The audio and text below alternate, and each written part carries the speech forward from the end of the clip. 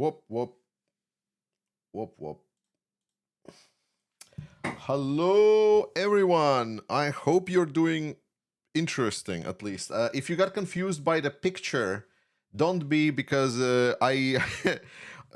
So if you heard, like, I changed my operating system from Windows to Linux, and obviously I always forgot that it also removed all of my settings and all of my pictures and everything. So I just realized I didn't have any pictures prepared for the stream, so I just grabbed a picture that was looking decent from some of my picture folders. So I hope you enjoyed that one, because I sure did. Anyway, please tell me if you're hearing me nice and clear, if technology is not sabotaging us in any way. We're in sort of a first ever stream that's gonna be on this system, so let's see if this will work. Nice and clear. Audio is good. This is great news. Welcome, welcome, welcome, everyone. We haven't had a live stream for a while now, so this one will be, we have a Q&A section already open, so please ask your questions there. That's the easiest way for me to see them, and then I will read them from top to bottom, and we'll try to answer some of them. Before we start, as always, I would like to say thanks to everyone that is supporting this channel, that is participating either as a member or supporter or Patreon or supporter on Buy Me a Coffee. It is really appreciated and helps me, buying coffees and buying food for myself and my beautiful wife. So we keep going with this. And it also helps us doing more for Ukraine. And more importantly, I also would like to extend a big thank you to the moderating team, people that are behind the scenes, and without their effort, there will be no this channel. So it's not just me as a talking head, it's also a lot of people that are helping with the moderation and with gathering a lot of the news sources for the videos. Thank you so very much. Guys, we have today's stream. I've headlined this as a humiliation for Putin, but this is just a kind of like a leeway. I'm expecting today we're going to have a lot of difficult discussions, a lot of questions. I'm expecting some questions around Greenland. I'm expecting some questions around some other things. I'm going to try to stay streaming for as long as I'm going to answer all of these questions. If the practice anything to go by, this will take us about an hour and a half, 2 hours. I don't have a strict deadline. I will maybe at some point leave you for a little bit just to get some water, but other than that, we'll see what's going to go. Besides that, I also explained that at some point I will be doing a stream where we're going to be flying some drones to blow up Russians because of the Ukrainian game that came out with the drone simulator. And I wanted to let you know that I already got my radio controller for the drones. That's the real drone controller. And I just couldn't really properly connect. It has some issues, so I reached out to the guys. As soon as I get those technical issues sorted, we're going to be flying very nicely. Right. So let's talk about this. Let's talk about the humiliation of Putin, because this is truly hilarious. And again, this is not going to be something major. It's just kind of a leeway. As you've heard, US has seized the tankers belonging to Russia. And at first it seemed, well, it's a nice story, you know, the tankers were going from Venezuela. Yeah, US have been chasing these tankers for multiple days, actually a couple of weeks, to be honest. And more importantly, it is also the interesting part is that Russians try to evade seizing this tanker by re-registering it in Russia and painting over the flag of Russia on the side of the ship. The ship was anyway seized by the Americans. However, this came at a big cost for Russia, because as the now details come up, it is actually quite hilarious, because not only this ship was sort of like belonging to Russian Shadow Fleet and then was re-registered under the Russian flag, the ship was also trailed by a couple of Russian warships, some air support, and more importantly, also the submarine. So Russia had like full force that were trying to quote-unquote pretend that this ship is protected by Russians. And US seized it anyway. And the idea here is not that this is a ship. Like, this is obviously fine, and we discussed this as a news source, but this was a spit in the face to the Russians. First lesson that before we go further to underscore is that Russia and bluffing is very often one is the same. I've talked about this extensively during the Russian saber rattling with their nuclear weapons, and the fact that I said, like, as a big critique to European Union, that there is still plenty of gullible politicians, specifically inside of Europe, that are believing Russians' nonsense. Just kind of once again proof of that, because Russia had all of the possibilities to respond. They had the forces in the area, yet they didn't. They didn't do shit at all. And they even kind of like came out with some of the statement downplaying the whole seizure of the ship. And it was like, no, it's fine, it's okay. Russia is playing pretend. The strongest weapon of Russia that is using is our gullibility and belief in might of Russia, so to say. They've used it in 2022. They used it in all of the other years.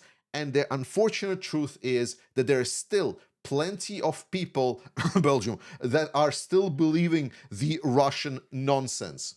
And there's been obviously video of the seizure of the oil tanker where the United States just heli dropped right on top of it and seized it. And again, it's a nice source. And please don't stop with the international law, guys. We already covered it in the last video. But if you really want me to cover it, ask a question. I'll cover it if you ask a question about it.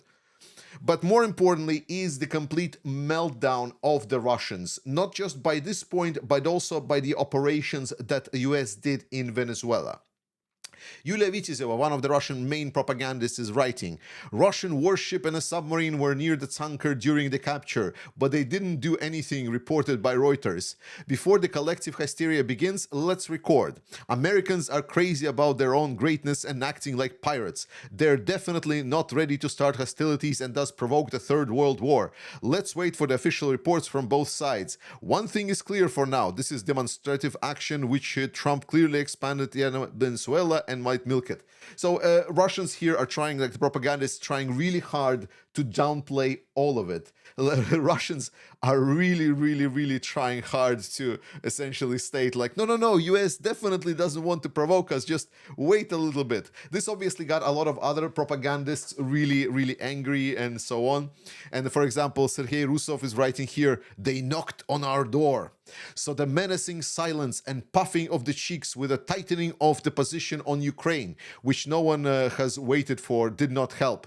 After Maduro, Trump knocks on the door. American Navy Special Forces captured the Russian tanker Mariner in the Atlantic. The cause is as precedented, yada yada, cry, boo-hoo, wah.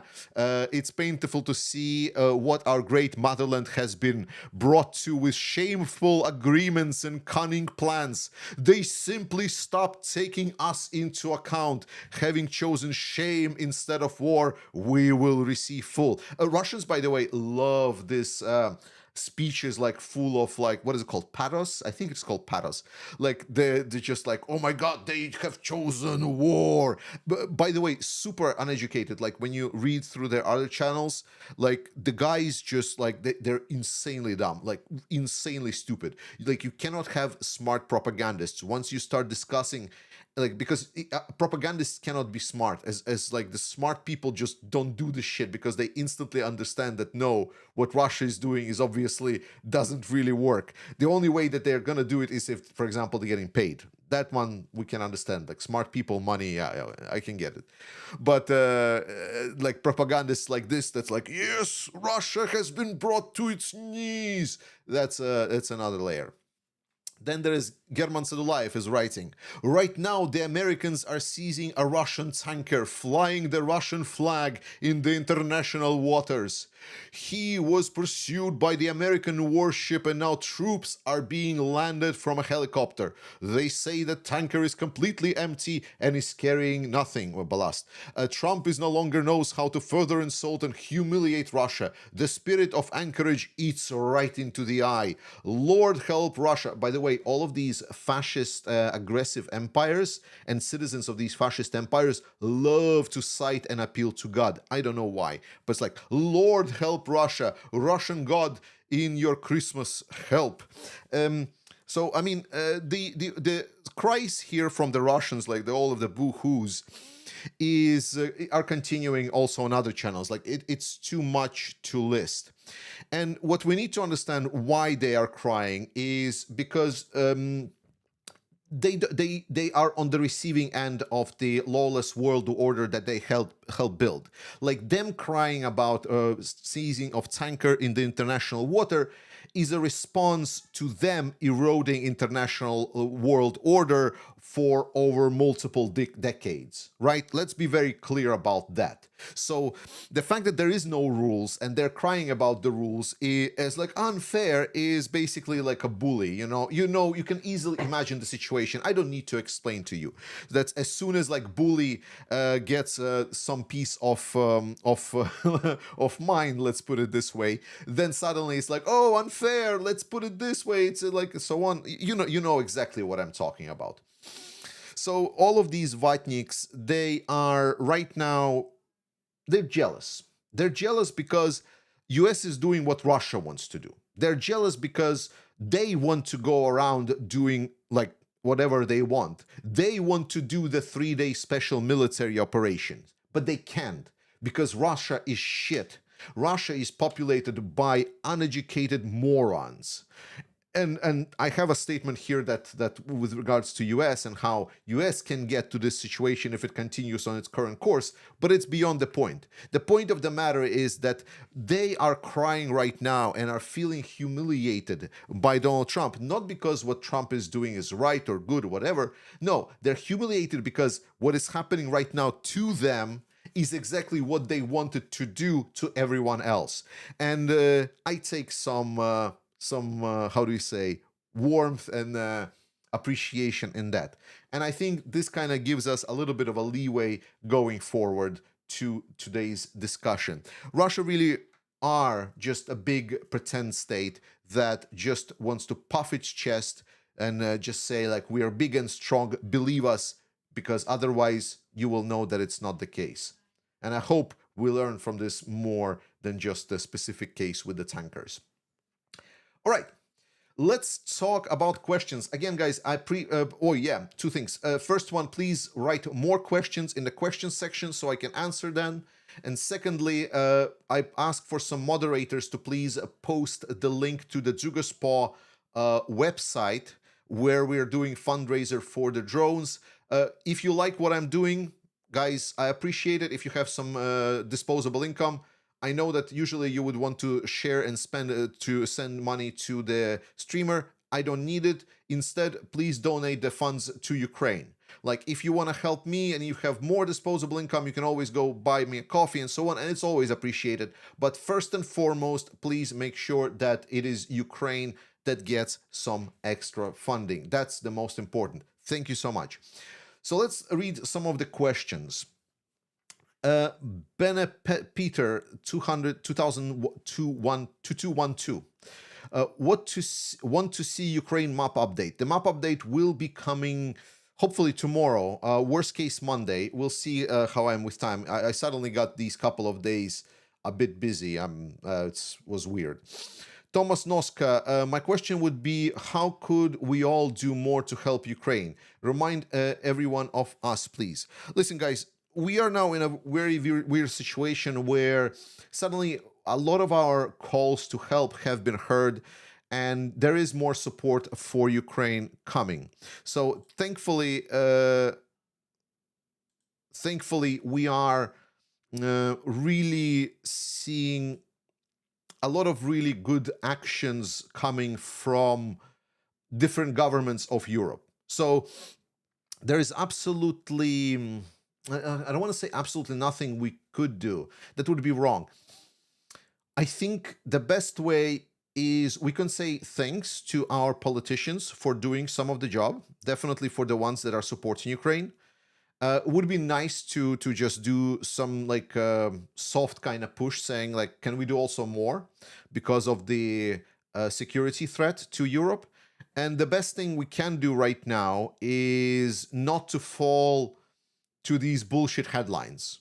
Most importantly, the bullshit headlines, which is that there is peace negotiations and that everything is about to be settled. That's not true. That it's not going to be settled. So on a personal level, the small donation fundraisers, they're still helpful because these fundraisers help save lives. Think about it this way. Imagine there is suddenly a ceasefire, but the soldiers on the front line will still be firing for some time. We know that. So a lot of the soldiers, doesn't matter what happens on the political aspect and how close or far we are towards ending the war, soldiers on the front line are still on the life and death situation all the way up until the end. And they need all of the help they can get because it's clear that Ukraine just doesn't have all of the resources to help. So it just helps saving lives by supporting these small fundraisers. It's just very, very helpful. Can the war end in 2026? My honest take, I don't think so. I want to believe that it can, but I don't see how. So for us to see what could be the end of the war, we need to understand what possibilities there are. It is clear that Ukraine does not have the military capacity to overturn and throw Russia out. Like, let's be very honest, like, because it doesn't have enough resources. Europeans, while they're able to cover for US pulling out, that's just like, that's still not enough to completely win over Russia. And I mean, Ukraine is getting better, but it is still far from anything perfect. So I believe that Russian economy, the combination between Russian economy and problems on the front line will be what will bring Russia to some kind of a negotiating table position with Ukraine in a strong position. Mostly because there is right now a lot of pressure on Ukraine to accept some kind of deal. And let's not start judging here if it's good or bad, because we all know that it is bad that Ukraine is being pressured. But it is clear that Ukraine overall is also looking for some good conditions to end this war. And right now, the scenario we're looking for is that Russian economy is gonna go down, and that Ukrainian strategy towards victory of removing more Russian soldiers than Russia can hire is what's gonna be the most dominating in 2026. Both of these strategies are sort of gonna be just breaking even in 2026. Russian economy is definitely struggling, but it's not dead yet. There is still plenty of things they can do. Russian are still able to get soldiers, but Ukrainians are also improving their capabilities at targeting Russian soldiers.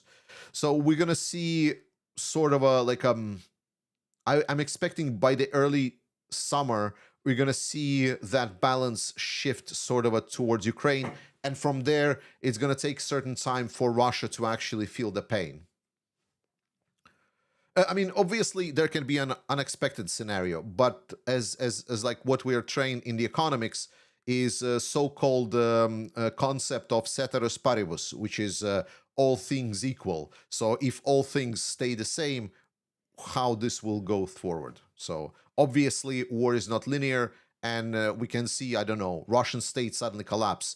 There's suddenly, I don't know, Kadyrov dies. There's suddenly new war in Chechnya. Stuff like that could happen because Kadyrov's health is not good. Will Trump kidnap Putin and send him to New York jail? Why? Why would Trump do this to his boss? I don't understand. Thanks, mods. Yes, absolutely. Grandad Guitar. Hi, Georgie. What could you tell us about the ammunition supplies for Ukraine and Russia? Thank you. Oh, that's a broad question. That's a very broad question. I mean, both are happening. Both sides are getting better at ammunition production.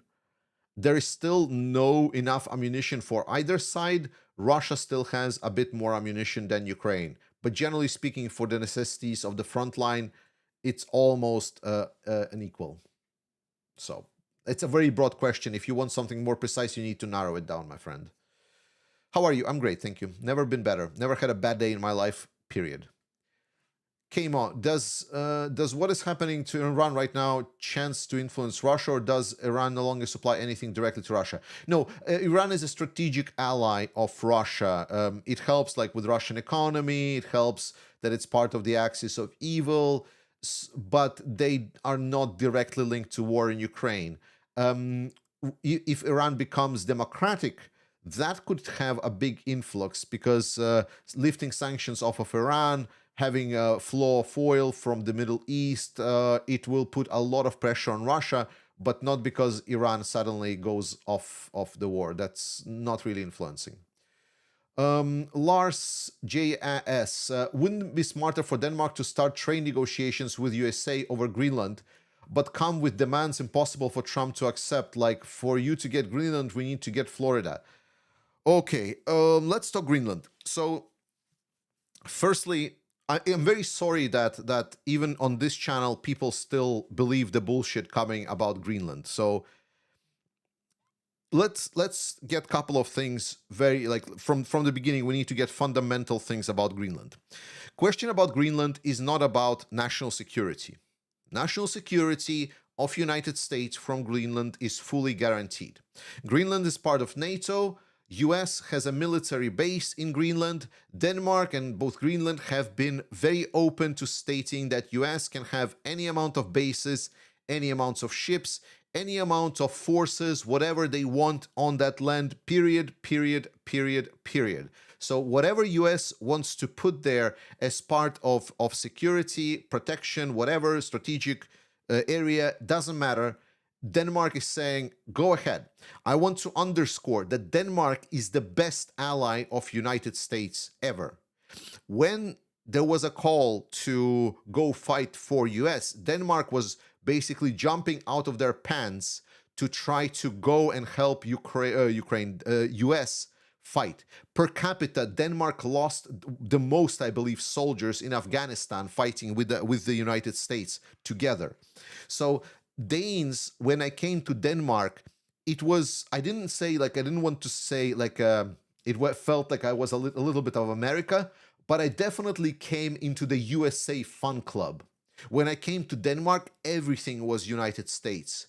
Like United States this, United States that, and so on. Everything was America. There was so much this soul of Americana present and so on. It was always like, whenever we're considering anything politics, Europe is nice, we're close to Europe, but America has been our friend for all this time.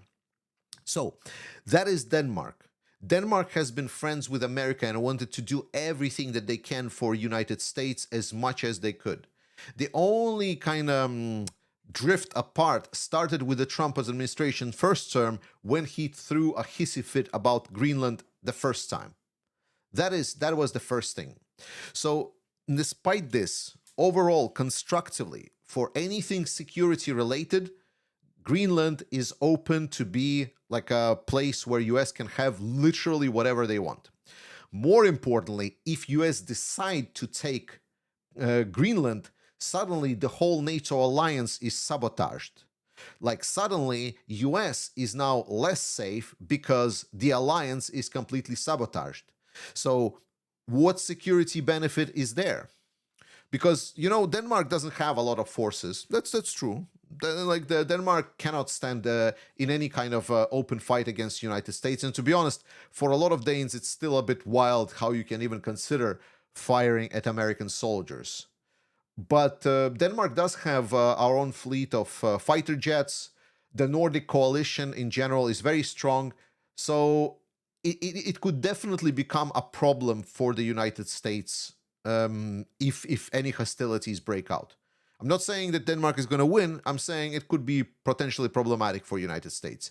There are certain capabilities that Nordics possess that could be problematic. And Nordics are very united on this because it's a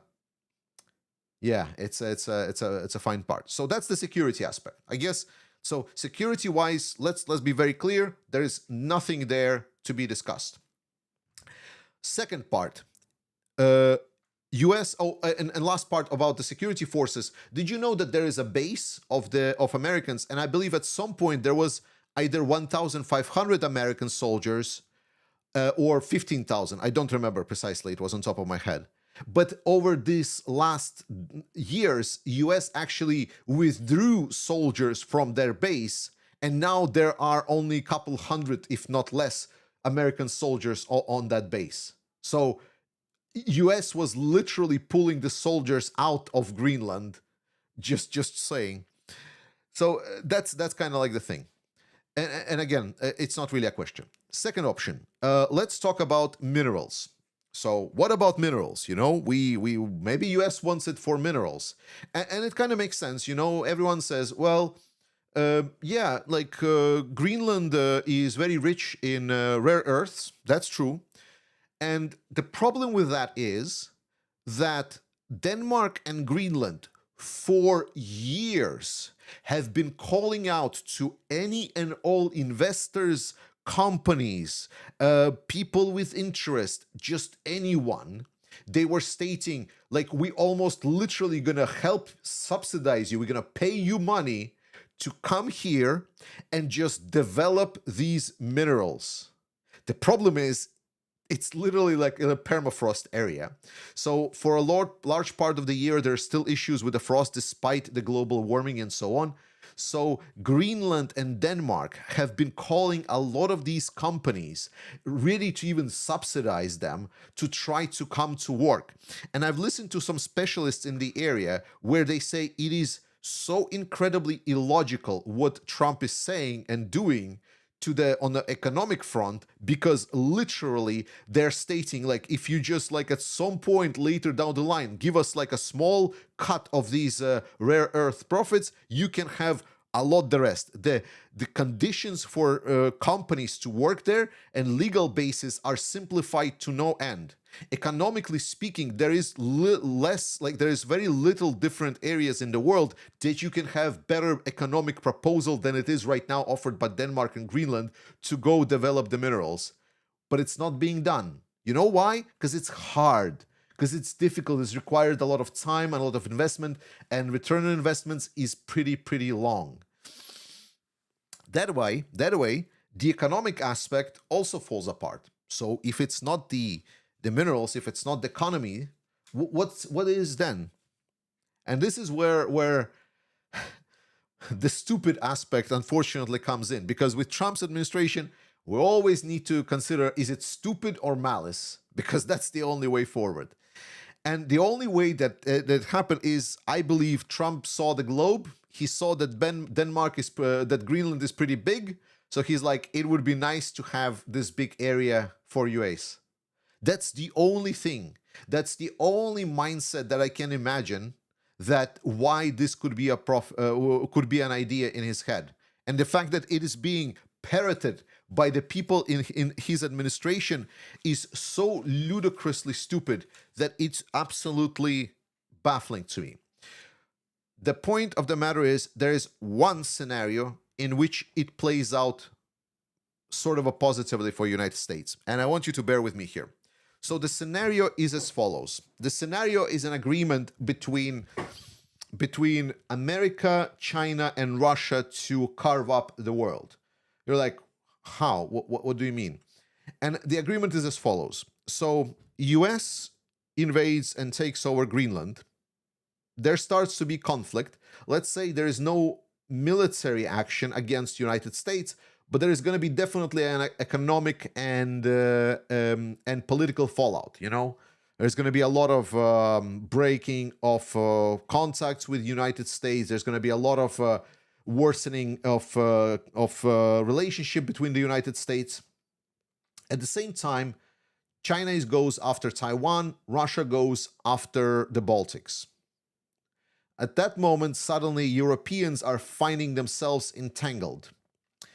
And basically, Trump is putting the proposal there and saying, well, as you can see, you need us. You want Article 5, then you need to recognize Greenland as part of the United States. That is the scenario in which the Europeans come back crawling to the Americans and also recognize Greenland as part of America. The only scenario how I can see where United States will still have some kind of influence and proper relationship and potentially even part of the NATO alliance.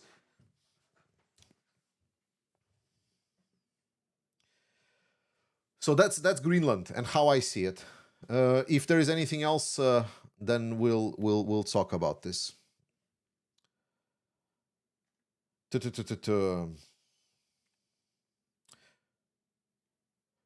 Do you see the stalemate at the front lines surviving 2026? Yes, very much so.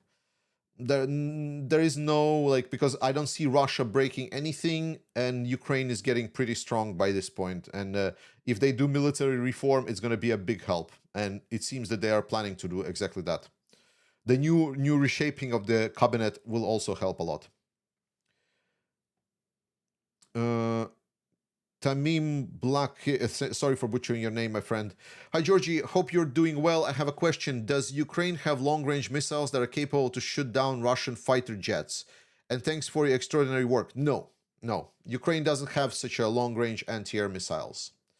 It wasn't me. Ukraine matters. Either I'm stupid or your question section doesn't work. It does work. I see your comment, so that's fine.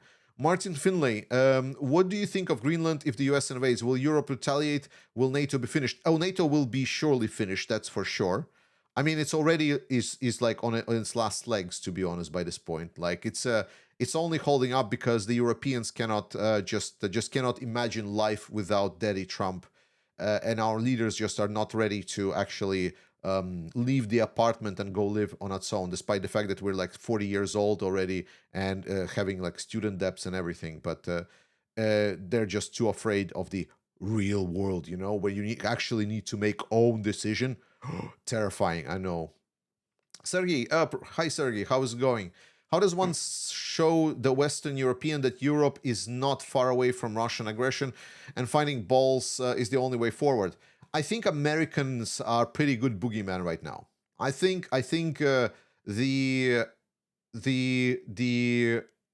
picture of US and Russia carving up the world and subjugating Europe is pretty visceral. And while they might feel that Greenland is not Greenland, but Ukraine is far away and irrelevant, everyone in Europe is following what Trump is saying. So I think Trump is a good and his aggression and aggressive expansion towards Greenland. Well, if you justify specifically with the points that I made that there is no reason for US to take over, so it's a purely imperial takeover, then it suddenly becomes a lot more personal. Yeah. USA is a rogue nation, basically. Yeah, I think that's a pretty good and powerful lever that we need to have our own stronger presence. We need to have our own agency in the world, more of our own agency. And I think that empowerment can work with a lot of people. Nesvejix, is the fact that the Finns detained a Russian vessel that was selling its anchor down the related actions by the Americans, or do the Finns have enough balls? And Finns have enough balls. Finns do have the balls. What is your view on the full blockade of Transnistria that started at 00 on the 1st and 1st, 2026? Full blockade Transnistria? Give me a second. I'm going to Moldova at some point soon-ish, and I will get more updates on the situation in Transnistria. Let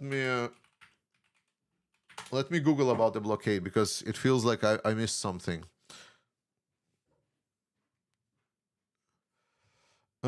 As of January 10th, Moldova and Ukraine have jointly enacted a full blockade against the breakaway region of Transnistria, making significant escalation. Oh, 10th of January. That's today. Oh my God. Sorry, I was driving today the whole day. I didn't have the access to the news today. Like I'm actually sort of living in a bit of a bubble here. Oh, this is interesting. Oh, this is very interesting. Let's read it together. Let's go together into this. This is fun. Oh, Jesus Christ, my eyes. Sorry, I need something better. Do we have any? Do we have any good links? Oh my god. Okay, I have this website, but it's hurting my eyes. It's crazy. Yeah, this website. Like I know support for Ukraine is important, but come on, do a better design. Okay, Russia-controlled Transnistria is now under total blockade. Today, the biggest news come from Moldova. For years, the country has lived with a quiet. The goal of the move is to cut off Russian influence in Transnistria. Over time, it also aims to weaken Russian region. Okay, is this like AI written? The blockade works through the basic border, airspace, and customs control that both countries have legal right to enforce without. At the same time, Moldova government is strengthening control inside the country, bringing autonomous regions more firmly under central authority, reducing room for Russian influence. It would be nice to have details here about this. Russia has very few realistic responses. Man, this reads like it's AI written. Like there is little to no facts. Like it's written like it's just generalizing stuff. There is no facts. Like um, would be nice to know. Would be nice to know if there is any facts. Okay, guys. I guess there is nothing in the news that I can find. Let's talk chat about this. RFU News reported about Transnistrian blockade. Okay, RFU News usually reports things that happened like 2 weeks ago. So yeah, plus RFU News, as I said, like oftentimes it just reads like it's AI generated. Is there any facts like the most interesting things? Like let's put it this way: what I'm looking for, and this is actually like a good chart, like how I would evaluate, I would evaluate a news. So full blockade. What does it mean? Is there a physical blockade? Are there borders allowing, not allowing goods, services, people in and out country? Right. That is what is I'm interesting. The first thing. Second, is there financial blockade? Like, are they blockading the companies inside of the country? The RFU the RFU generated, let's put it this way, text stated that they are trying to bring it under centralized control. What concretely is happening? Is there like forces in action? Is there economic coercion? What is specifically happening? Yeah, so like, and that's kind of like the fact that I'm missing from this text. I'm trying to find something else, but it all reads like, like just general. It doesn't have enough context, so to say. Let's see if I can find maybe in Russian. Let's see if I can find in Russia.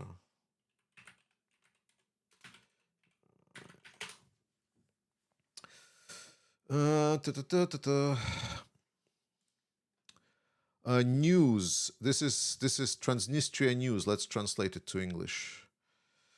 Transnistria news. Economic pressure of Moldova. The state's social obligations are being fulfilled despite the energy crisis. President of the PMR. Moldova's economic pressure provokes inflation in Transnistria.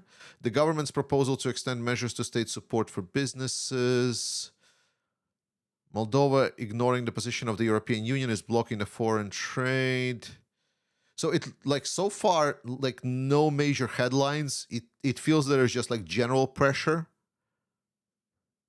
Like it feels there's like what the vibe is that there is a general pressure on Transnistria, but no like blockade. Let's see.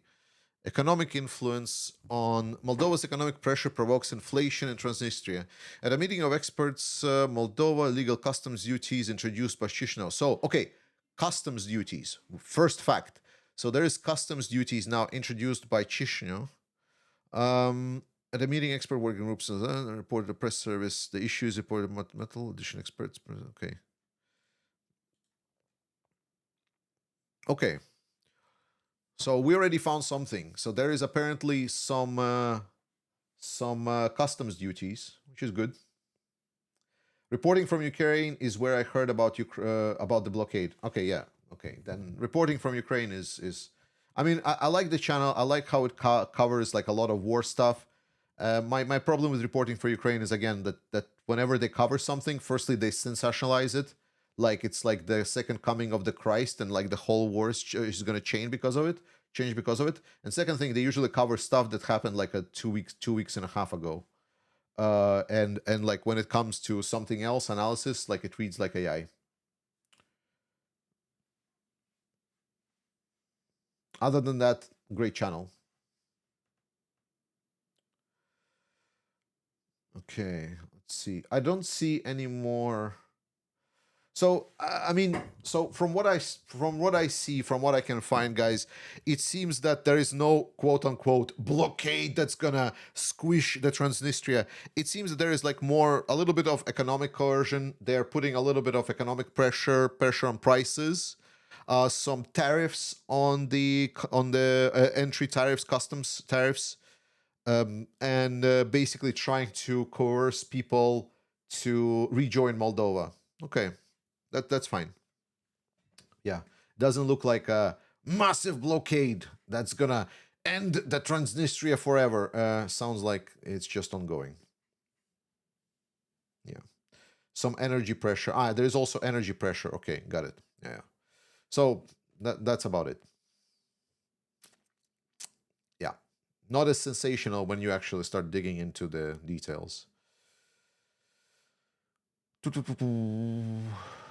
Yeah, I understood that RFU did a video on this. I already told about this. Okay.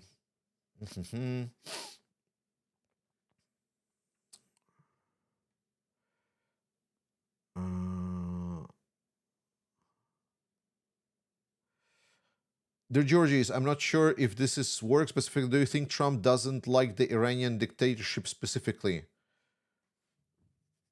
I'm not sure if this works, but why do you think Trump doesn't like the Iranian dictatorship specifically? Because Israel. Simple. Easiest answer in my life.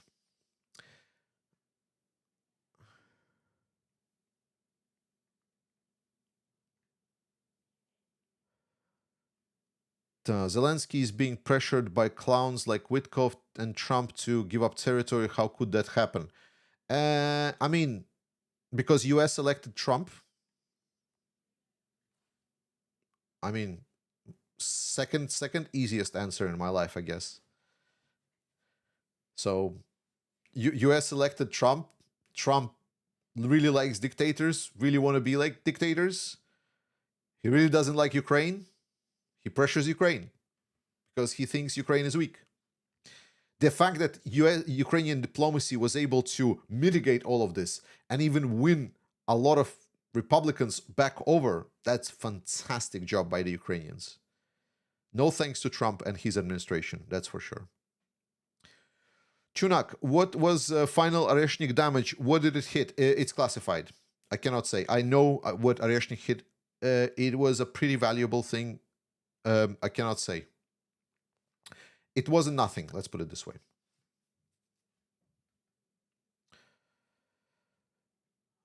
Was it like? Let's put it this way. Was it like something that's gonna completely sabotage Ukrainian operations? No, but it's definitely like some very negative consequences.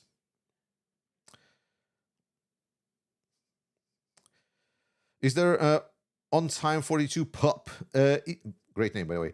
Is there any chance Russia will be cut off from Iran's arms if current regime falls, if the Shah's son takes power? Iran doesn't really supply that much arms to Russia. So there is no flow of arms to Russia. Russia is producing all of the arms under Iranian program. What Russia needed is Iranian schematics, because majority of what Russia had was bad.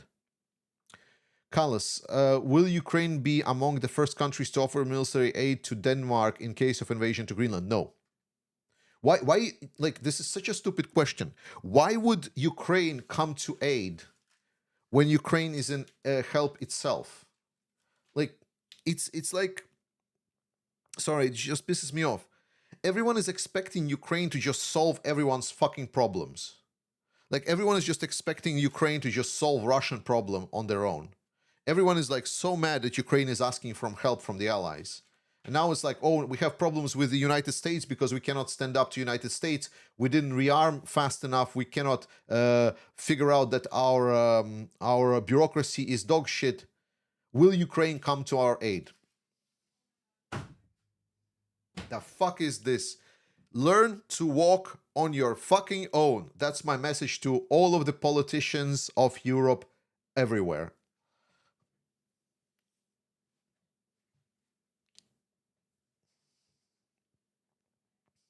Could Trump turn friendly towards Putin again? It's finally over forever. Why? What? Why do you think that he turned away from Putin? What made you think that? Soul Killer, like, please expand. I think this is probably one of the most fascinating delusion, is like thinking that Trump is supposedly against Putin, turned away from Putin. I would love to hear like what your justification of it is, because every time I start thinking like what Trump actually is doing, it's like it just does not align.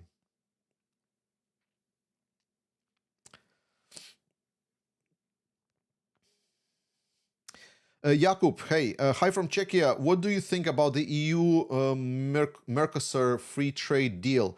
Could it help convince South Africans about helping Ukraine, or it doesn't have any effect on the Russian invasion? It doesn't have any effect on the Russian invasion, mostly because Europeans, we suck at political coercion. Europe is shit. We still follow this stupid narratives that politics one way, economics the other way. It is so incredibly bafflingly bad because literally every country in the world that is dealing with us, they're starting economic actions, and they're starting to use that economic connections to enforce political will. We in Europe completely distinguish between the two. Economic actions and economic work is one thing. Political action is something completely different. That's why whenever we say, it's like, oh, how would this economic agreement will help Europe? In no way, because Europe will never use it to pressure the countries to use to join their forces. It is incredibly frustrating, and it's one of the, because Europe's biggest power is its economic power. Europe is insanely rich, and we're not using it whatsoever. It's really frustrating. Johan Lundberg, let us hear what your top 5 effects of what a broke Russia would have in the world. When they can't pay mercenaries and affect elections, excluding Ukraine, in top 5. I'm not sure I understand the question fully, but it sounds like a question where I just like play pretend about the world in which Russia already lost. I don't like doing this because I like working towards a goal. This is just like, cool. Anoni 5102. Have you discussed Kareshnik yet? If it's not your assessment, if it's most dangerous or not, non-nuke arsenal in missiles. It's not the most dangerous. It's not the most devastating. It's a big old propaganda machine. So it's a weapon that can hit targets, that can deal damage. It's not something that is out of the ordinary. There are plenty of other weapons that can do the same. On time 42 pop, maybe like not 1-to-1, but you get my point. If you can retake land back to the 2023 lines, do you think Russian military would fall apart in other parts of occupied territories? I couldn't take the land. Like, I'm unfit for military, so I would not be able to take the land and do anything with this. If you're thinking about Ukraine trying to recapture some of the territory by 2023, I don't know why 2023 specifically. Maybe isn't like 2023. It's like I don't understand. It's a weird question, man. I don't understand the question. Sorry. Rephrase it. Clyde Parson 3870. What happened to 3,000 glide bombs from USA purchased from Pearl? They're working and they are destroying Russians. I think I even saw some pictures of them, but I didn't save it. Thomas Noska, it's been said that collapsing entire empires are the most dangerous when they kick around them. Would this be the case with Russia, or it's just BS?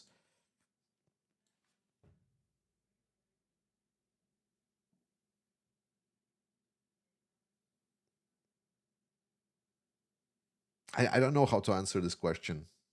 It's like, is Russia dangerous? Yes, maybe. Is Russia like, ooh, dangerous? No, it's not.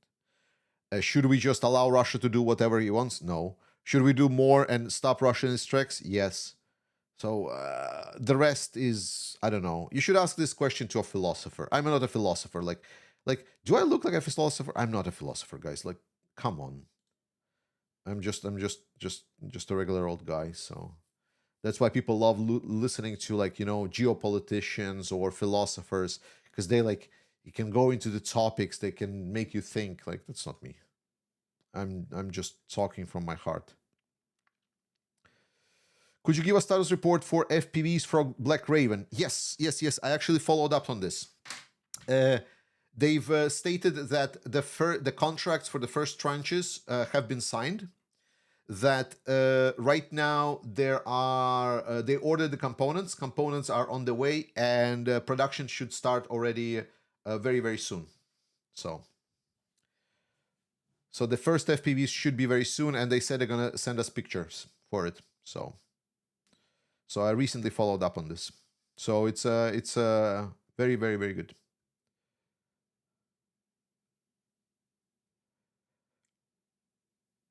Do you think? Oh, also, you know who reached out? The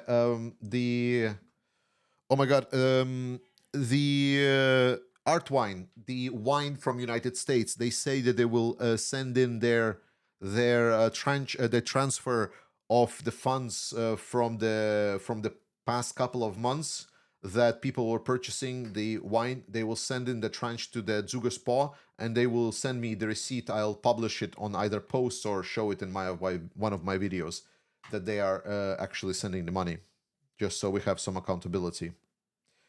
Sveicins no Dobeles, kā tu vērti Latvijas militāro gatavību šajā ģeopolitiskajā fonā? So Oscars is from Dobele is asking how I'm evaluating Latvian readiness in this geopolitics. I think it is not enough, but I think it is best that we can do at the moment. The problem is that a lot of the Latvian society is still not ready.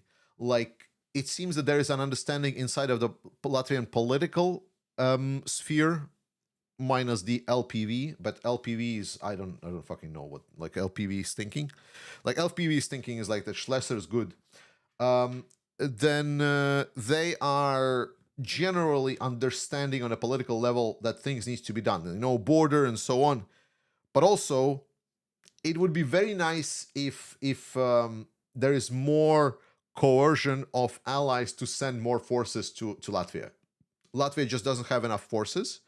And second, I would wish that we start having more sort of a like forced territorial defense training. Like, because right now we have the territorial defense forces, Zemesardze, and they are not sufficient, not enough. More drone training should also be within these forces. And I'm not sure if it's happening or not. So that's my assessment. I think it's good. I think activities are fine. I think, generally speaking, politically, we are getting prepared. But in reality, there is a lot of actions that could be done even with a low budget. Mostly, like, the problem is that Latvia is sending a lot of help to Ukraine, which is the right way to do. Because while Russia is entangled in Ukraine, they're going to find it very hard to attack the Baltics. Hey, Gandalf the Wise, Gandalf Wise, I hope it's Weisse. Thank you so much for 5 gifted membership, and welcome to Brother in Arms. I appreciate it. Thank you so much for the support. CG Galax Tech, thank you so much, and welcome to Brother in Arms.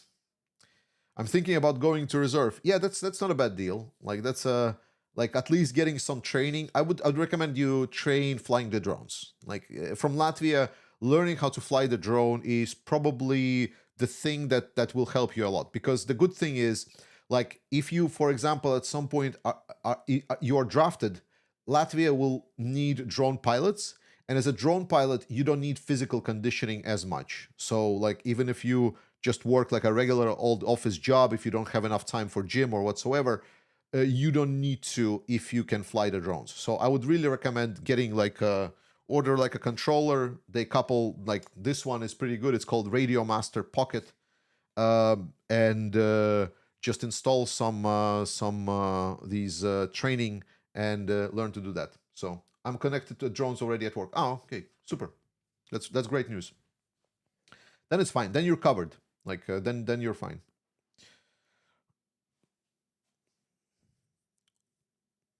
Yeah. Also, like just for the record, for all of this, like if Latvia gets invaded by Russia, like the first thing I'm gonna do it, I'm gonna go join the fighting forces as well, either as a drone pilot or somehow else. I don't know. Like maybe I'll just wash floors. I'm gonna do whatever I can. So that's just pinky promise.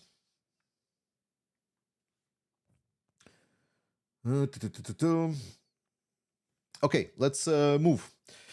What happened? Okay, we talked about this. How much economic pain have the population of Moscow and St. Petersburg actually felt? Very little, very, very limited. There is right now a lot of economic pain on the outskirts of Russia, not a lot in Moscow and St. Petersburg yet, but it is coming.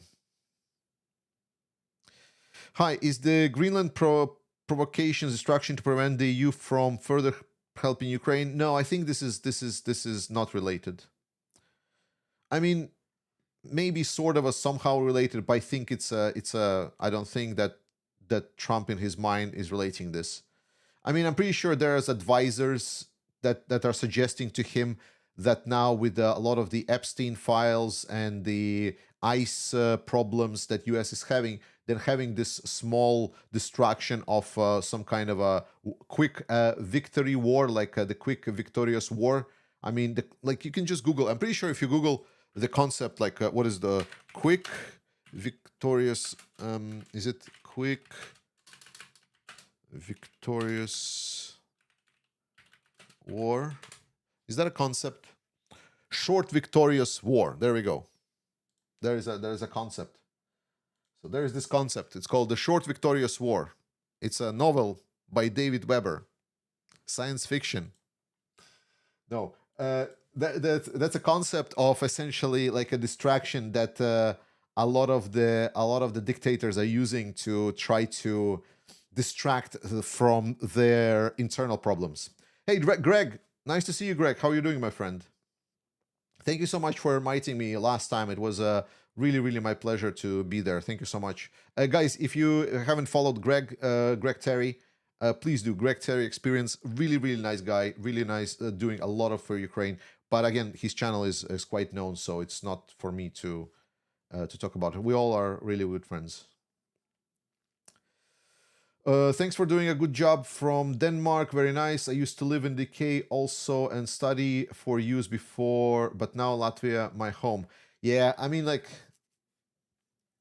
yeah, I was really looking forward to coming back to Latvia. You know the story, right, guys? If you haven't heard the story, how I ended up in Denmark. So I accidentally ended up in Denmark because I filled in my application for student studies wrongly. So I should have been going just for a half-year exchange in Denmark, but I filled in the wrong form. So they accepted me for the full time in Denmark. So I moved here for like studies. I stayed here for 7 years in my studies, after which I thought I will go out and go back to Latvia because I didn't even properly learn the language whatsoever. And the problem was that when I finished my studies was 2020 and all of the borders were closed, so I couldn't really exit and like get back. And in that time I found a job, and after that I stayed here and my wife arrived, so and then I just basically got stuck and entangled in Denmark, and now all my life is here. So but I still am very much a Latvian patriot. So all right, let's see more questions. How will Iranian regime downfall affect Ukraine? Haven't fallen down yet, so let's not project. But also positively, but in a very, very, very how do you say, not direct manner.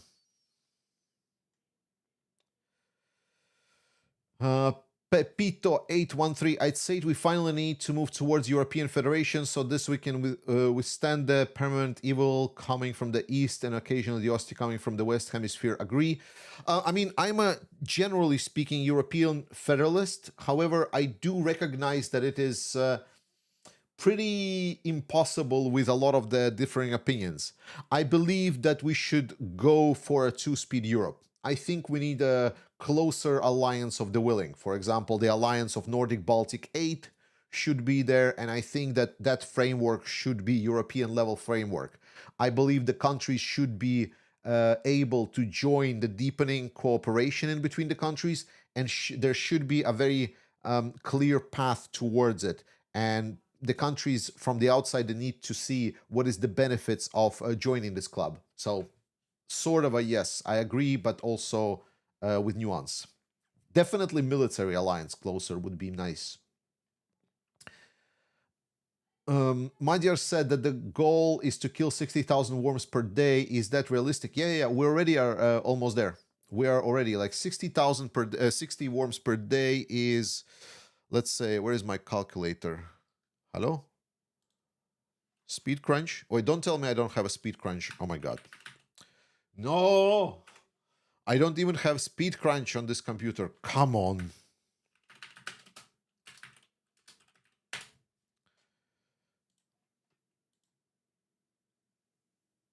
That is insane. There we go.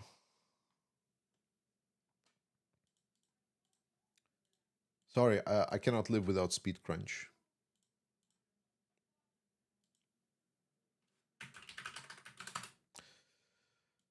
It's my calculator of choice. I've used it.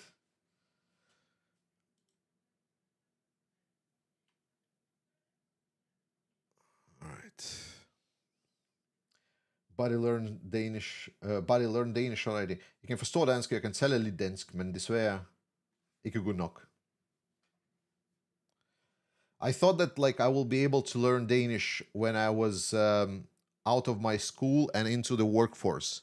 But unfortunately, with me now being entangled in the war in Ukraine, and I mostly read in Russian and Ukrainian rather than in Danish. So, okay, it doesn't open. Okay, fuck it. Calculator. There we go. Okay, so 60 times 30, 1,800. What? Wait, 60, is it 60,000 per month? Ah, the goal was 60,000 per... Okay, I should read. I need to clear my eyes. Do you have spare eyes? If not, try Flatpak. No, I'm Ubuntu. I tried the deb. It's fine. Never mind. 60,000 a month is 2,000 per day. Yeah. It's totally possible. It's absolutely possible. We are already on more than halfway there. And Ukrainians are scaling this up, so it is totally possible. Probably by the end of the year, we can see something like this. Okay, let's go. There's a lot of questions, so let's speed this up a bit. Hi, how much do you think Trump will disrupt the whole world before he go? A lot. It's very clear that he got into this, how do you say, rush, like sugar rush, from his quick, successful military victories. And we all know how this goes with dictator. Like, the problem with what Trump is doing is that we've been through this before, manifest destiny and shit like that. The problem is not that you can not do this. Like, you can invade the country, you can take over the country, you can change the regime there and so on. The problem is always the hangover after this. Like, the problem is always the fallout at what's going to happen in 5, 10, 15 years. That's the problem, because we've been through this. Like, there is reason why the system that US built was so successful. That these allies and people inside of the regions were working for the benefits of United States. Because we tried, like, well, not we, I don't want to say we, because I haven't been even alive. But US tried doing what Trump is doing already, and it backfired really bad in long term. And that was the problem. Trump is just like coming back to the good old days and says like, look, but it feels nice, right? And a lot of his people are like, yeah, it feels great. It feels great. The same people will be like 10 years later protesting stop the forever wars, by the way, just in case. Against the Democratic Party, obviously. Not the Democratic Party is any good. I mean, it's a shit sandwich on its own. There we go. I insulted all of the Americans. Good job, Georgie.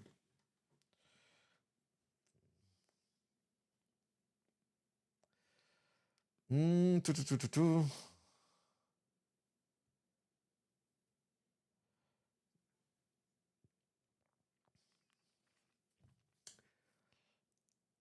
About Greenland and EU preparation, why aren't we talking about drones? Have we learned nothing from Ukraine? Yes, Cecilia, you're absolutely right. There should be drones patrolling Greenland, especially naval drones from Denmark. And secondly, the European states, different allies, should not just be talking that Greenland is independent and it's fully Denmark belonging, but they should be sending their forces. United Kingdom and France should be sending, I don't know, 100, 200 soldiers towards Denmark. That's what should happen. I haven't seen any data on how refinery strikes have affected Russia air operations. What percentage of kerosene production has been taken out? Oh, it's a very, very difficult question to answer. Specifically because Russia is also purchasing a lot of that same highly refined grade fuel. So it's a very difficult question to answer. And Russia has also diminishing air fleet, by the way. I'm not sure if you noticed.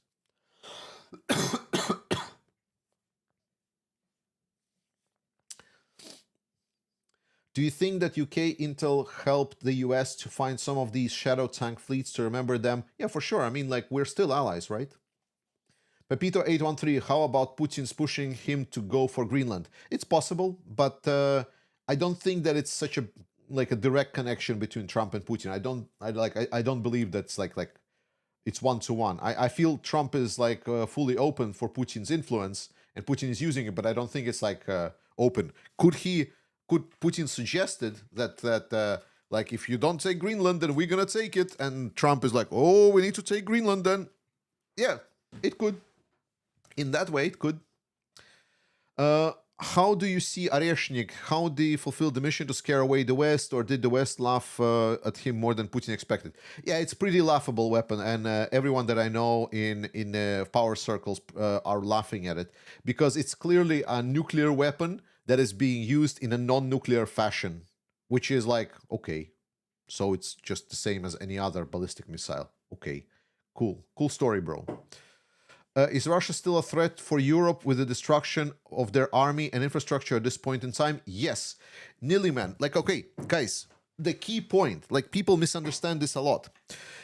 If Russia invades Europe, why is it bad if they cannot win on the front line in Ukraine? Well, the problem is that while ultimately, most likely, Europeans will truly defeat Russia, and that is pretty given for me. Like, I don't see how Europeans will lose, especially with the rearmament. I mean, we're rearming Germany right now. That's already saying something. The problem is that it's going to cost us.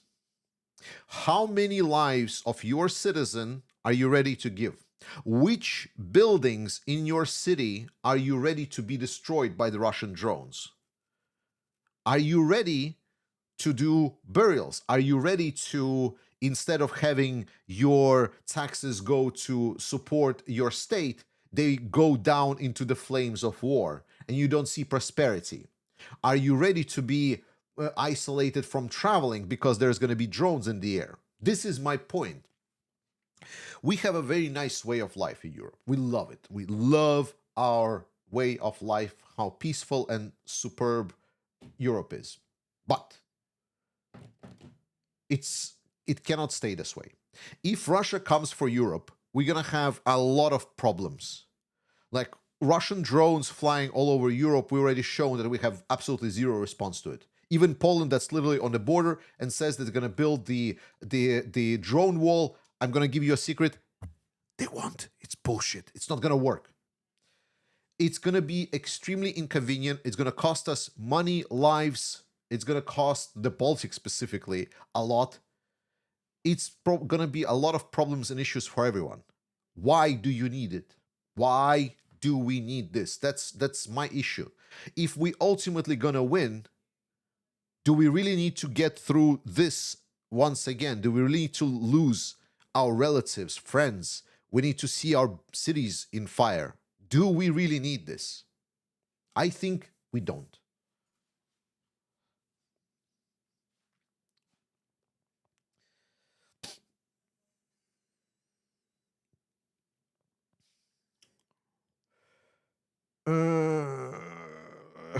Nicholas, hello to you. Like a really good job. My question: what do you think of Ukraine to attack the dams in range of missiles? It's been done, but Ukraine generally doesn't attack civilian infrastructure. Like whenever Ukraine attacks something that is portrayed as "quote unquote" civilian infrastructure, it usually is for good reasons. There is usually a military base that is, or there is a production facility that is feeding off of the power plant or something else. Very rarely that I saw that word target that was like I couldn't find any military connection. And the fact of the matter was that I couldn't find it. Maybe I just didn't have the intel. So that's the point. So that's why Ukraine just doesn't attack things like just, well, I'm just gonna blow up some dams to flood Russians, because they have better targets than that.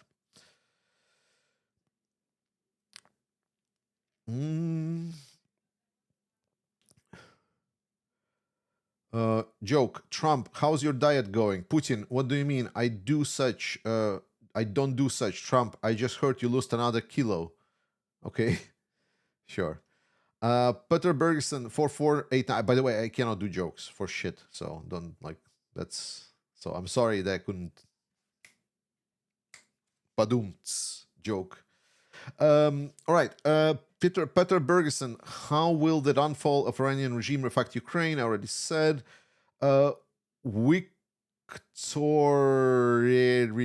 Victor Eriksson, sorry for butchering your name. Do you have any information why Norway can take money from their national funds to help Belgium take the frozen Russian assets? Because they don't want to. They voted, I believe, in Parliament about this, and they couldn't find the majority of votes, so they just don't want to. That's it. Ivan V have been concerned about something for a while now. Russian money is scheduled to run out in the spring, but what happens if Putin starts paying the war personally? He's estimated to have 1 trillion rubles. I mean, they have money before Putin is going to pay personally. I mean, he potentially could, but that's a problem for a lot of economy. Like, you cannot just take money and just start throwing it. It's like a big complex economic problem, right? If you just start throwing money into economy, there's a lot of issues that are linked with this. So it's not as easy to just start feeding the money from outside, from from some unknown accounts. There is a lot of issues with that. How's Flamingo doing? Understood they were improved the navigation system for lower flight altitude.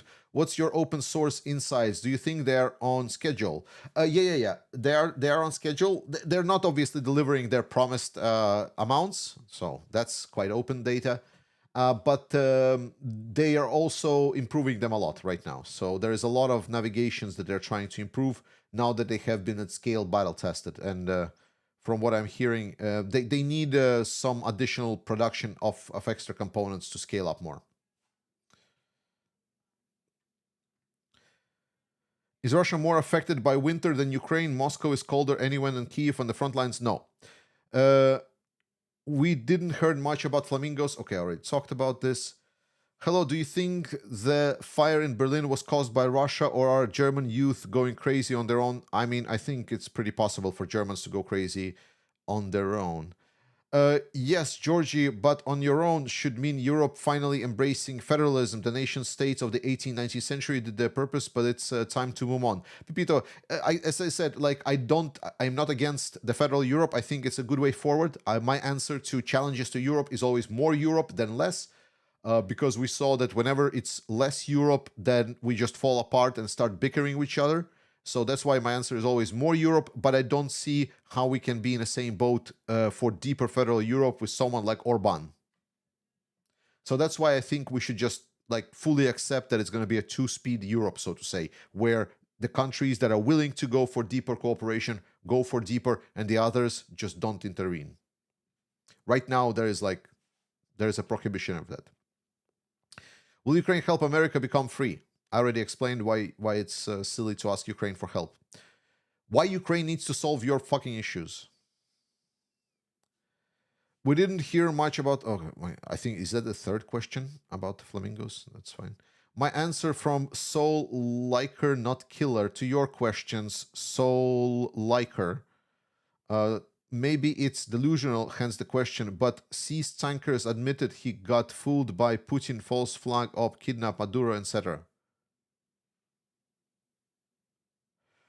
Maybe it's delusional. My answer from... Okay, oh, so it's probably some question that I said. Thank you so much, Soul Liker. Appreciate it. Sorry for mispronouncing your name. Gary Cameron, how much do you think the fall of the Iran... Okay, I already talked about this. Big Shadow Under. The American wants Europe to tool up and look after themselves, but only to the extent they don't get powerful enough to be a threat to their overlording dominance of us all in the West, would I assume. By the way, you know what's the funniest shit ever? Is that they want to promote these far-right parties in Europe that goes against the EU because they see European Union as a threat to US hegemony. But the problem is that, like, we already have been in the past with the far-right parties in Europe. That didn't go that well, by the way. And I'm just thinking, now that we're rearming Germany, and one of the most popular parties, the far-right party, and if there is also a US that's going to empower that party, how well is it going to fucking go for it's like... So the problem of the matter is that a lot of these nationalists, at some point, they start bashing heads. At some point, they're going to start clashing. And it's really, really, really, really bad. It's really bad. Like when people with high egos about their, as I said, they love citing God and Lord and so on. As people start feeling that they're chosen by God, nation, and start projecting that power, then suddenly they start stepping on each other's toes. And we all in Europe lived through this. It's now that we're talking about this and talking, oh, Europe, such a peaceful continent. Wow, they don't even know what war is. They forgot how to fight wars. I want to remind you that Europe has not been known as the continent of peace literally ever before the end of 20th century. It was the continent of constant war. We have been killing each other non-freaking stop for centuries, if not millennia. We have bloodied this whole continent time and time and time again with each other non-stop. The fact that we have peace in Europe is like absolutely unprecedented. And the fact that we want to come back to something like this, that there's parties, there are people that are supporting these parties, is absolutely insane for me that we are talking about it and that there is like people that want to support this. Completely oblivious to what it might cost them in the long run. But again, like I think long run planning is not really like a strong side of the modern administration.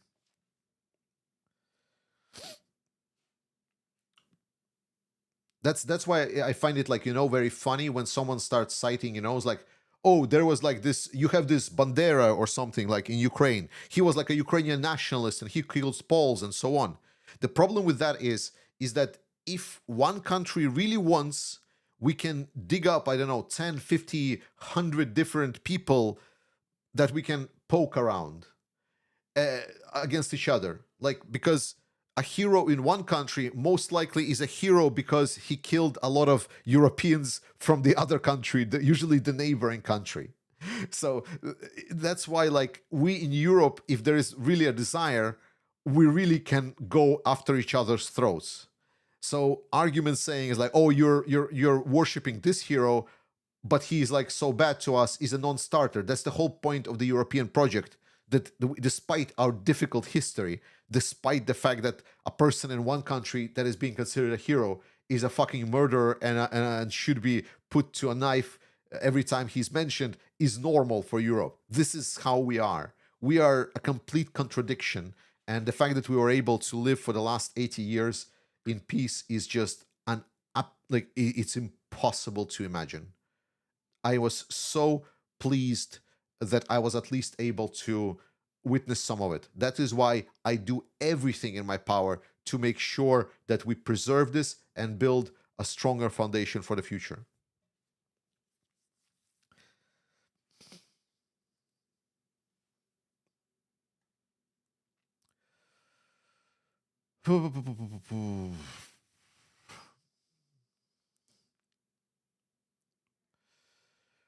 Uh,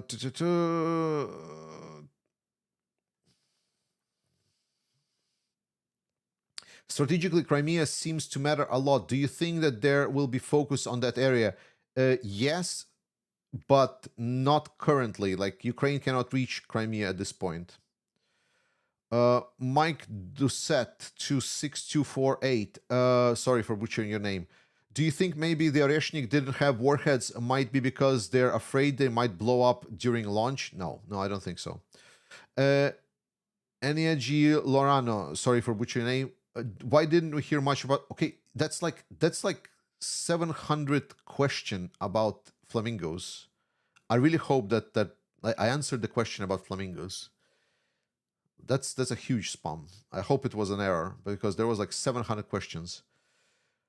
Could Ukraine increase drone production significantly if young men were mobilized to work on factories? So I explained this once. I explained it a lot. The fact that Ukraine doesn't mobilize young men is a complete red herring. Ukraine have the forces that are getting mobilized. Ukraine have the manpower. They don't need the young men. This is a total red herring. Should they be mobilized to work on the factories? I think yes. I think mobilization of youth should happen to work on the factories. It is not being done because Ukraine tries to do like more peaceful life. That is the strategy they're going for. Fine. I understand that.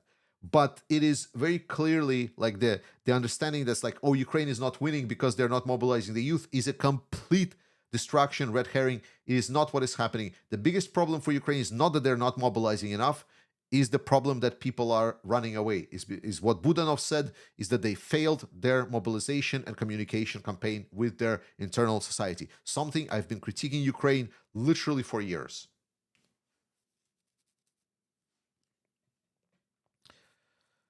Okay.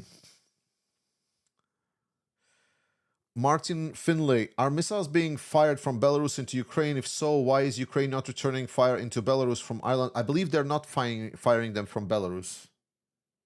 I don't think so. I don't think they're firing missiles from Belarus. At least I didn't remember to see it. Is there hope? Yes. Ukraine is the hope. Ukraine is doing a lot. Like the amount of damage and like the future power that is being built right now in Ukraine is incredible. Like the whole drone industry on its own is just incredibly golden. Like, think about this. Nowhere in the world there is such an intense drone industry, military drone industry. Nothing comes even close. If you've ever been, like, probably you haven't, like a lot of you haven't been, but like as a person that has been in a lot of these internal meetings of Ukrainian drone producers in Brave One especially and so on, the things that you see there, it's like just fucking space age stuff. But it's not. It's just like it's there and it's being developed and it's built like, with materials produced in Ukraine, made in Ukraine. Ukraine is substituting China. We will have one of the best future hubs for any kind of conflict with Ukraine. It is really absolutely golden opportunity for what is happening right now. So very, very strong, very, very strong that what we're happening is happening there. Can Ukraine switch to full ground drone brigades? No, no. There is a lot of nuance to that. There is still troops required, but definitely a lot of work is going to be done by either flying drones or ground drones. Artem CT Eagle, sorry. Russian casualties around 1,000 per day. Yes. How long do you think it will take to finish the war? The current stage, probably around 2 to 3 years. Would a Ukraine-like drone defense in depth be possible in Greenland geography? No. How long do you think it would before? No, at least not against US. Squid 1960. How long do you think it will before someone comes up with technology to make the drones obsolete for military weapons? I don't think drones will ever become obsolete. I think that's not how technologies work. I think they're changing, they're adapting, but they're not fully obsolete. You know, you can say horses are absolutely obsolete for the war. That's true, but they're still having some uses. Like there are still certain countries and certain armies that are using horses for certain activities. You know, I don't know, like maybe parade or something. But the point of the matter is, drone is a fresh technology and it's still evolving, and it is far of being obsolete. I think it's going to be still a dominant power for decades to come. So the drone warfare. How long? Kaimo, haven't you lost weight? You seem thinner in your face. Hey, thanks. Yeah, I did. Last year, I got really, really fat. Like I got up to 100 kilos. How much is it in pounds? Kilos to US pounds. So, 220 pounds. So I was 220 pounds last year, and I am okay. Meter height to US. So I am 175 centimeters. It says that it's 5.9, 5 feet 9 inches. I hope it's correct. If not, correct me. I'm 176 centimeters and 100 kilos. I was really, really fat. And after that, I just started going more intensely to gym. And by the end of the year, I started really, really counting my calories. And now I've dropped 12 kilos by this point. So now I'm 88. 88 is 194 pounds.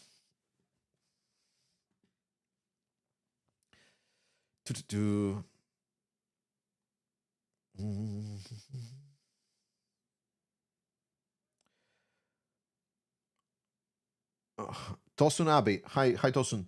How effective is Ukraine's drone attacks on Russia? How many drones daily Ukraine sends? Can 500, 1,000 drones be reached when they, what will effect on the war? Well, listen, right now, the current estimated amount, I believe it was like 460 drones that Ukraine is sending daily. I think it was.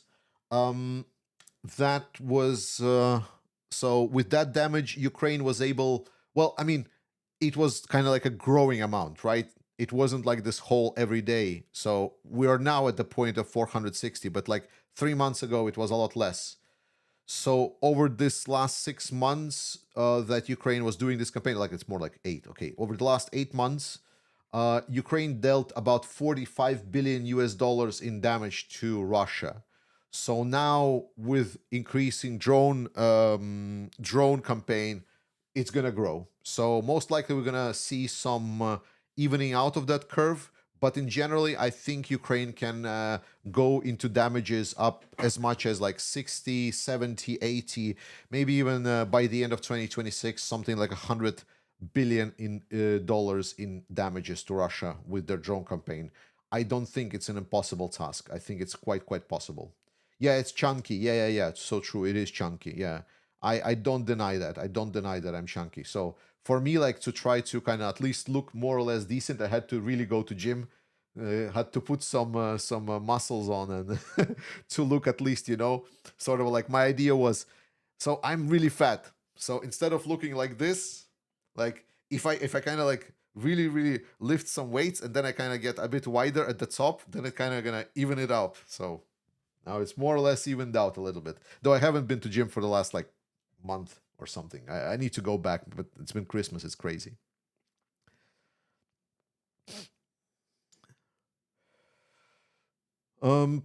Should Ukraine try to eliminate Elon Musk? No, I don't think so. Elon is our problem, not Ukraine's, to be honest. Germany is still way too pacifistic, even with the alt-right doesn't want war. We can't really depend on Germany and other them being the weapons. Other nations will have to fight. Yeah. For now, Klote, for now. Like I agree with you. I've been to Germany. I talked with Germans, and I agree to you that there is no this mentality shift for now in Germany, and that is true. I'm just saying that far right are potentially capable of doing that mental shift. How is your Linux transition going? Is it for digital independence or other reason? It's just I had a lot of issues with Windows lately, and like I wanted to jump to Linux for a while now, to be honest, because I mean Linux is super good, right? My biggest concerns were like whether or not I can do video editing and whether or not it's an easy system for me to handle, because I'm not scared of the terminal, but in general I would prefer to use like just Visual Desktop. And I installed Ubuntu. It runs smoothly. I have little to no issues, and because it doesn't force me to use AI, I feel a lot more nicer. Because Windows have been like bloating with the AI, the Copilot, and everything. It's just been a mess, and I constantly had issues with my Office controls, with Teams, and so on. It's insane. So I'm decoupling from the Microsoft infrastructure. I've been a Microsoft guy for like 3 years. So yeah, I started using my first Microsoft product was Windows 95. I started using because before that I used DOS, and then I switched from DOS to Windows 95, and that was my first system, kind of like with graphical user interface. And I stayed a Windows user through all these years. Now it's Linux, and it's great. I have little to no issues. The German AfD is amazingly contradictory. Many of them love Putin, others love Trump. Their leaders are Chinese recruited Swiss national lesbian with an Asian girlfriend, but German nationalist. Yeah, exactly the kind of people that I would definitely be very wary with running the country. It wasn't me, so sorry, but we don't want rearm in Germany. We don't, but we don't feel that there is another choice. Yeah, true. I mean, like, listen, oh my God, it wasn't me. You're so right. You are so right. You know, my biggest thing about this whole war, me having this channel and so on. I appreciate you guys very much. I appreciate you spending the time. I appreciate there's like a whole 1,000 of you still watching and taking your time on this wonderful Saturday evening or whatever time it is at your place with me. I appreciate it so much. But I would give this in an instant away if there would be no war. I didn't want to be public person at all. I don't want to be, to be honest, public person. I want to do my own stuff. I wanna I don't know, work. Like I would be very happy working in my career, just doing my 9 to 5 job and so on. But the problem is there is no other choice. The more I'm kind of digging into this, the more I talk with people around, I get like situations where I want to pull out my hair just because people are not doing what they're supposed to do. It's not me that's supposed to explain all of this to you, that why Ukraine matters, why we need to support Ukraine, why we need to do fundraiser and so on. It's supposed to be doing like professionals, politicians, people of influence, people that like, that know what they're doing, someone else, like, because my whole life I was living with this naive understanding that there are people either in charge or in power or professionals somewhere and so on that knows what they're doing. And it's like because I'm in my little economic bubble. I'm doing my data governance thing. I'm having it fine. This is what I'm good at. This is what I'm doing, and so on. And then this whole thing started. And then we start seeing statements about how we should talk with Putin, how he's like, and I'm like, the fuck you talking about, man? Like, are you an idiot? And then I see people in the comment writing about this, and then it's this and that, and I'm just losing my shit. So, coming back to your point, I wish I would not have to do it. I wish this channel would never exist, because there would be no reasons to exist. There would be like no purpose for it to exist. But it seems that just world and the people with power and might and some kind of respect and so on just don't want to get it. They just don't. They want to believe Putin, that Putin actually is going to nuke them. This is what they are. And I cannot allow this. I cannot just sit and watch and allow my wonderful, peaceful, beautiful Europe to fall back into the flames of war. I don't want to do this to my kids, future kids. Like, I don't have it. I don't want the future generations to have this. So I wish there would be smart people that would come and solve all of my issues, and I can go back and do my data governance and live my own peaceful life. But they're not. So the fact that Germany is rearming, we really don't want this. But there is no other option. This is where we are. It's like if you're here with this 1,000, you are the resistance, so to say. That's the most frustrating thing about this whole thing.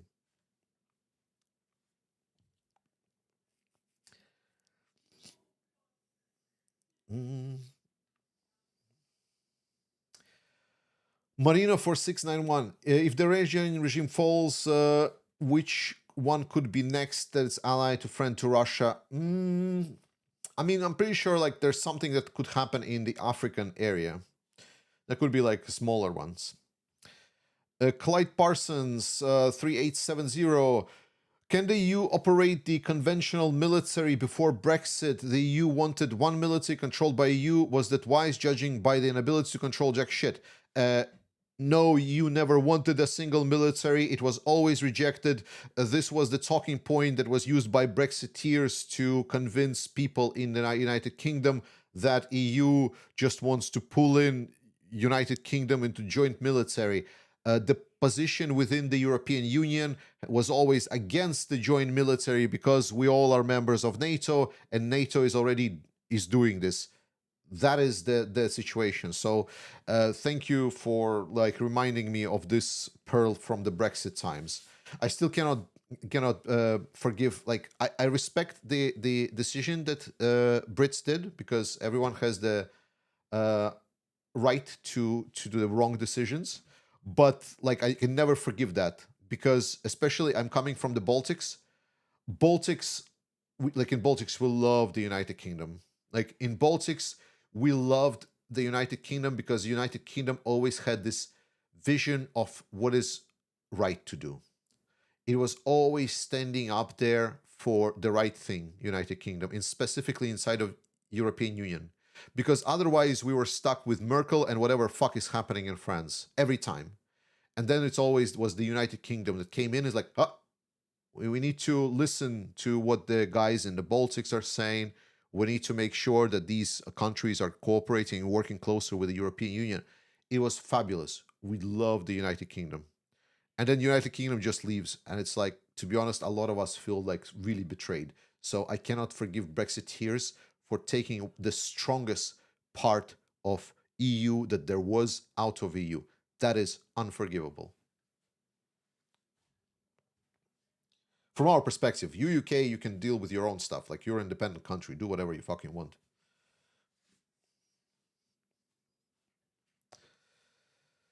Global UK.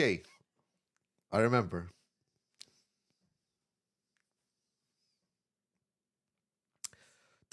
Why doesn't Ukraine go after Kerch Bridge? Because there's a lot of other targets, and Kerch Bridge is a very difficult target to hit.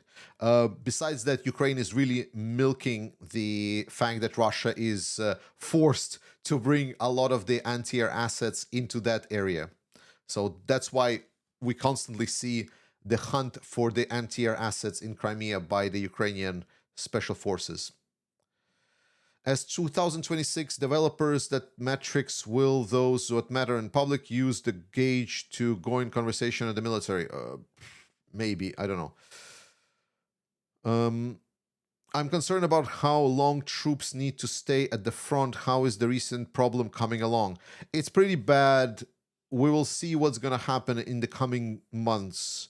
Right now, the situation with rotations and refillment with troops is pretty bad. So the problem with the rotation at the front line is that a lot of the distribution of newly mobilized forces have been unequal. Most of them were sent to these hand-picked brigades by Syrskyi to be his assault operation brigades, whereas line brigades that are on the front line, they would not get a lot of manpower supplied, yet they would get attrition all the time.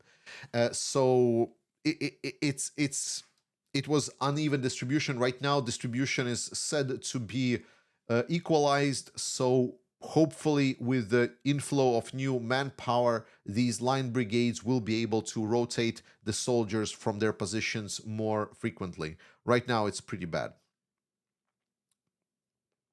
How's recruitment in Russia going? Still 30 a month or dropping? So the latest data suggested that Russia recruited somewhere around 400,000 troops over the last year. So how much is it per month? So 480,000, 12 months. Yeah, so it's around 40,000.